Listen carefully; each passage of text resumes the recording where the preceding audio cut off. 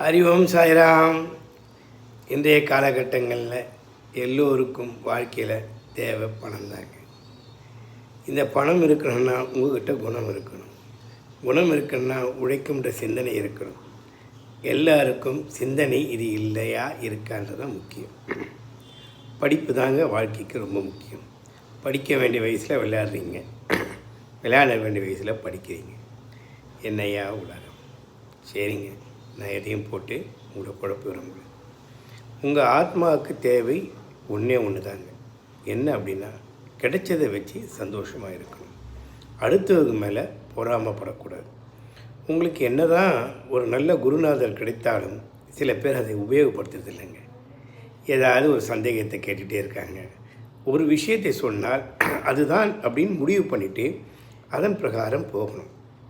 ஒரு சாப்பாடு இருக்குது, அரிசியை போட்டு அந்த தண்ணீரில் வெந்த பிறகு அந்த சாப்பாடு வெந்து போச்சு. அது குழையவும் இருக்கலாம், விரவிரப்பாகவும் இருக்கலாம், இல்லை பாதி குழஞ்சிருக்கலாம். இப்படி தன்னுடைய தன்மைக்கு தகுந்த போல் அந்த சாப்பாடு இருக்கும்.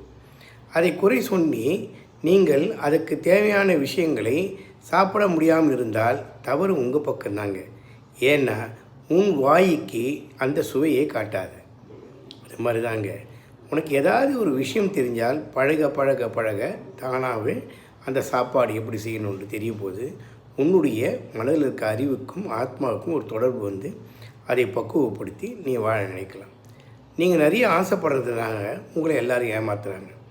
முதல்ல நல்ல குருமார்கள் கிடைக்கும் போதே அவர்கள் சொற்படி நீங்கள் கீழ்ப்படிதலோடு இருந்து வளர கற்றுக்குங்க. அவர்களை கேள்வி கேட்காதீங்க. ஏன்னா நான் சொன்ன பார்த்தீங்களா, நீங்கள் அரிசியாக இருக்கலாம், அவர் தண்ணியாக இருக்கலாம். அவர் எந்த டெம்பரேச்சரில் அவர் சூடு இருக்கான்றத அவரை தவிர உனக்கு தெரியாது. நீ உன்னை கொண்டு போய் அதில் போட்ட உடனே நீ எதுவாக மாறுறன்றது உன்னுடைய தன்மையை பொறுத்து தான் இருக்குன்றதை மறந்துடாதீங்க.